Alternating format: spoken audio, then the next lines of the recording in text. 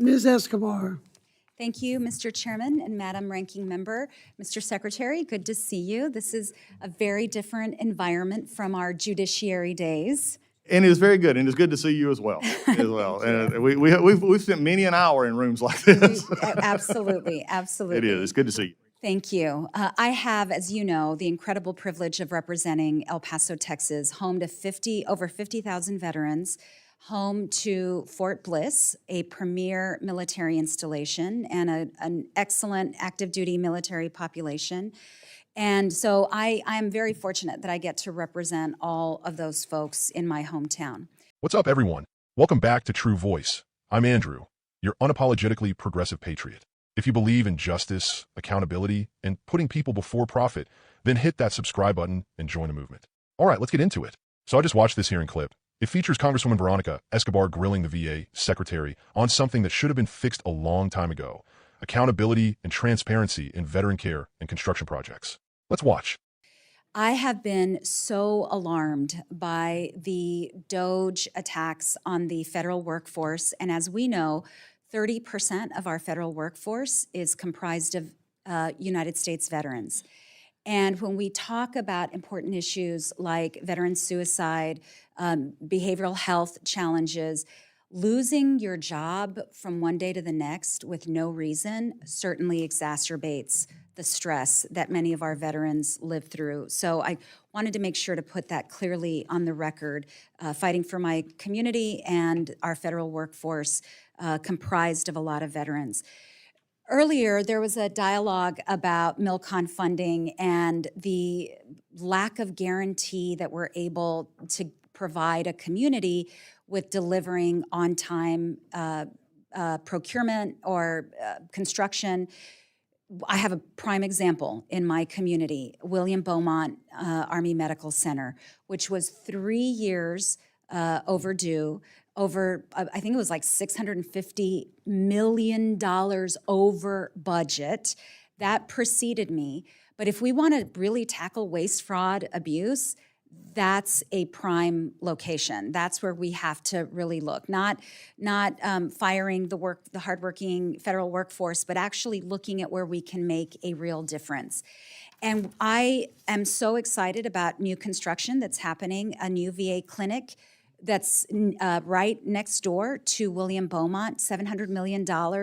I was proud to fight for that funding and proud to deliver it for El Paso and for our veterans. I am concerned about a repeat with what we saw with William Beaumont. There are lots of ideas that I'm going to be working with our ranking member and our chairman on in terms of reform, but I would like your commitment that you will work with my team and me on this issue, but in particular our VA clinic, and would like to know if you can commit to working with me on ideas like a dashboard to make construction transparent for the community and the veterans that they serve, making sure that the construction company that was awarded this incredible bid is accountable to our veterans in our community through town halls and meetings to provide that kind of level of transparency. But more importantly, or in addition, equally as importantly, the accountability when things don't go right. When I was sworn in 2019, visited the new facility, got a briefing about, I wanted to know, why was it over budget? Why did it take so long? And after the briefing, my next question was, who was held accountable? No one. So would love to know your response and whether you would be open to working with me on this issue.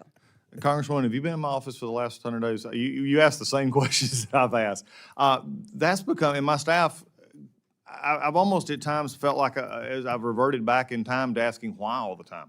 Because everything comes across my desk, I ask why.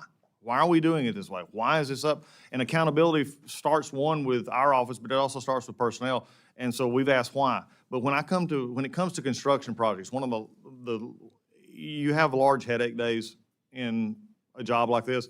And one of mine was when we were discussing our minor and our major construction projects and began to look at projects, and they were just casually saying, well, we're going to put 200 more, we need 200 more million here, and we're not finished. And I'm saying, well, when is the project going to be finished? And they said, well, that's not the way we do it, because We get a little money to start it, then another more to go from there.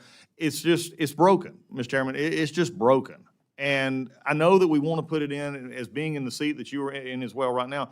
You want to have that sort of accountability. You want to put layers in, but unfortunately, I think frankly, streamlining it may be the better part of what we need to do. And so we have a one-point accountability.